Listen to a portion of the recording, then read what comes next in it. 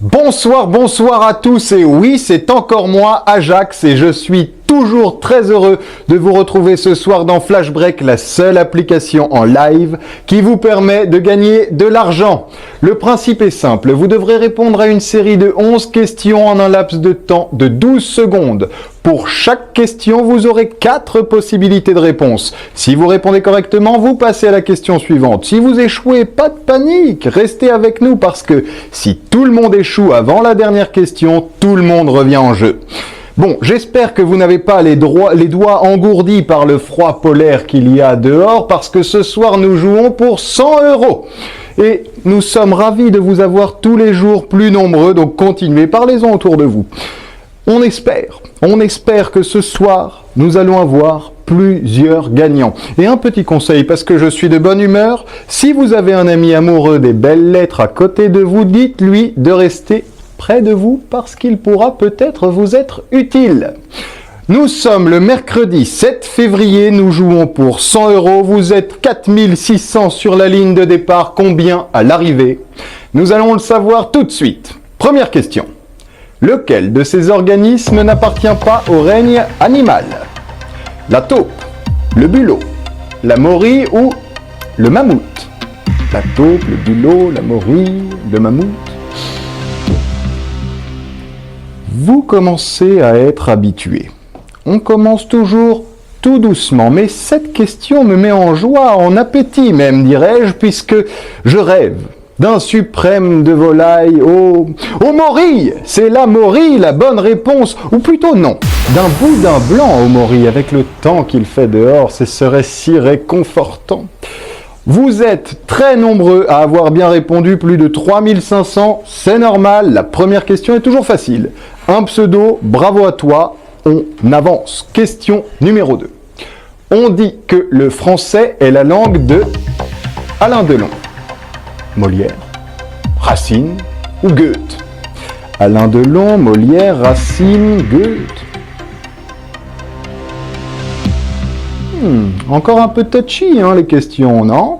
Je pense que vous allez trouver assez facilement, c'était bien la langue de Molière. Mais c'est plutôt sur Alain Delon que je voudrais attirer votre attention, puisqu'Alain Delon, l'homme qui parlait de lui à la troisième personne, est un peu le Chuck Norris du cinéma français, le digne représentant de celui qui sait tout et peut tout. D'ailleurs, il paraît qu'une fois, Alain Delon a rencontré Alain Delon et la terre a tremblé ce jour-là.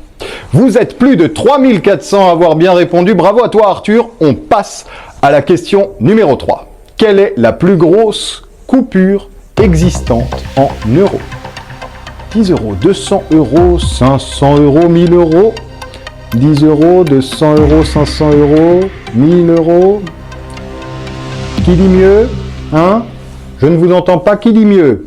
Oui, je pense que tout le monde a la bonne réponse, c'est bien 500 €. Et sachez qu'il y a en circulation en ce moment même plus de 500 millions de billets de 500 €, ce qui équivaut à peu près à 250 milliards d'euros, ce qui est conséquent. Au passage, je souhaite dire un adieu, un gentil adieu à ce billet de 500 € qui va disparaître à la fin de l'année 2018 sur la demande de la BCE. Vous êtes plus de 3000. Toujours en lice pour la question numéro 4. Question numéro 4. Quelle ville accueille le principal festival de bande dessinée francophone? Deauville, Angoulême, Cannes ou Avignon? Deauville, Angoulême, Cannes ou Avignon? Est-ce qu'il y a des amateurs de BD dans la salle? Je pense que beaucoup connaissent le festival d'Angoulême, créé en 1974, qui récompense tout le monde de la BD.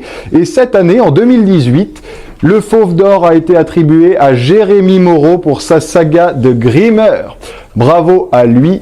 Et vous êtes très nombreux, encore une fois, à avoir bien répondu. Je suis content. On a un bel échantillon de joueurs ce soir. Bravo à toi, Bidou. Bidou, ne lâche rien. On va aller au bout. Je te le dis, Bidou.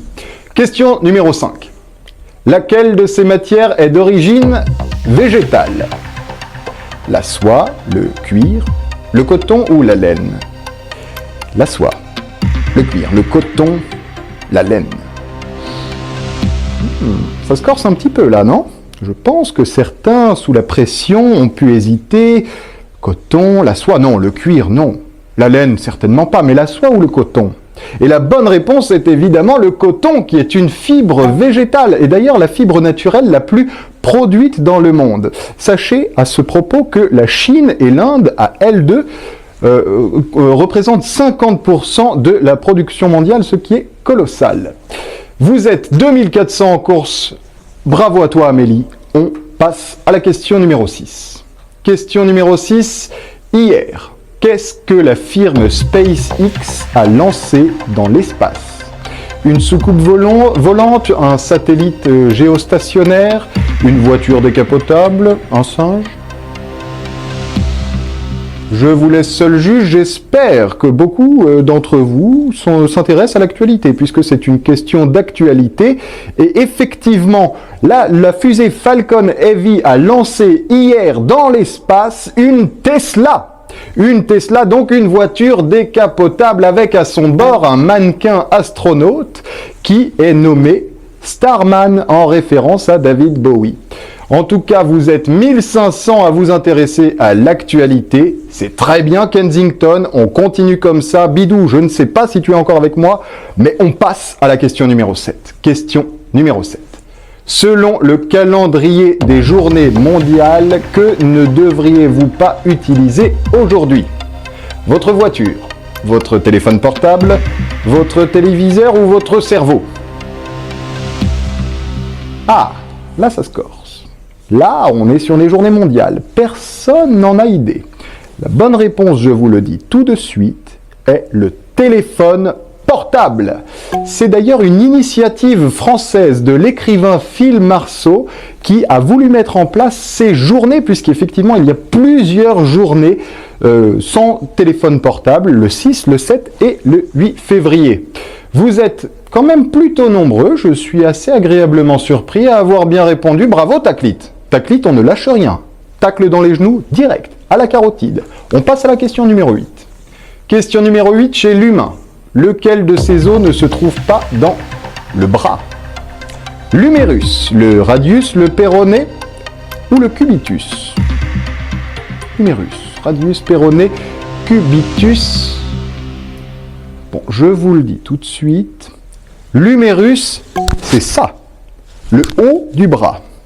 Ensuite, le radius et le cubitus, autrement appelé ulna, c'est l'avant-bras. Donc la bonne réponse était le péroné qui se situe plus précisément sur la face externe du tibia.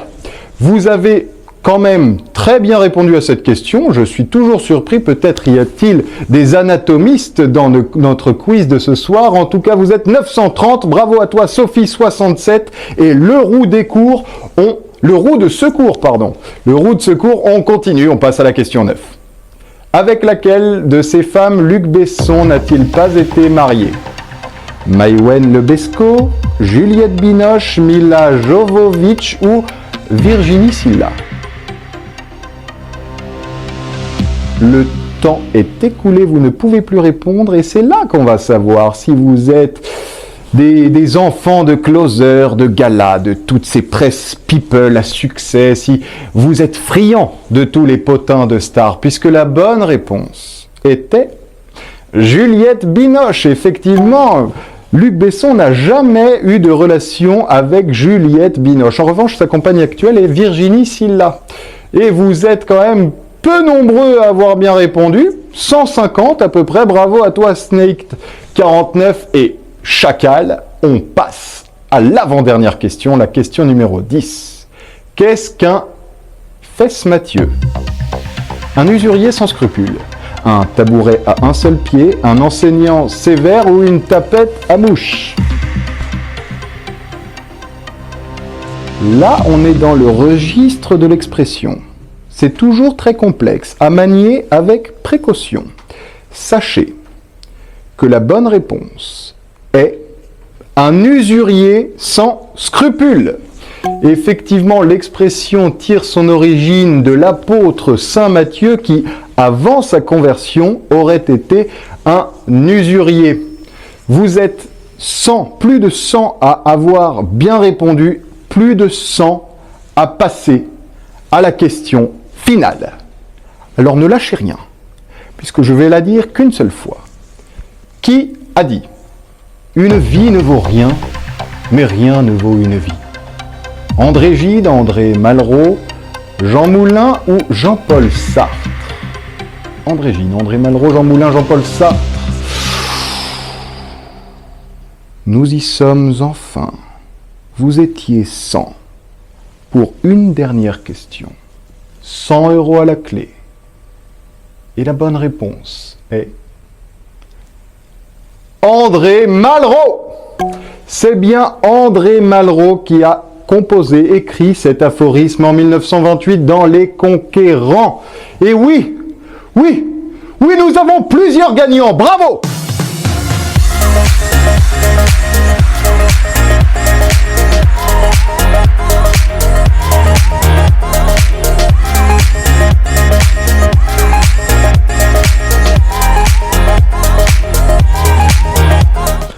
Bravo, vous êtes 67 à avoir raflé la mise ce soir, notamment Riffboy et Sylvie 1, 2, 3, 4.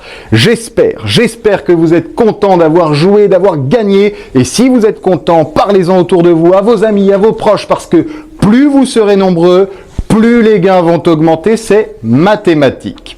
En tout cas, si vous appréciez l'application, n'hésitez pas à nous le faire savoir en nous notant sur l'App Store ou en nous envoyant des feedbacks sur l'application directement. Voilà, c'était Ajax, j'ai été ravi d'être en votre compagnie ce soir. Demain, vous retrouverez Elsa, je crois, si mes souvenirs sont exacts, pour 100 €. Passez une excellente soirée, révisez bien. Ciao!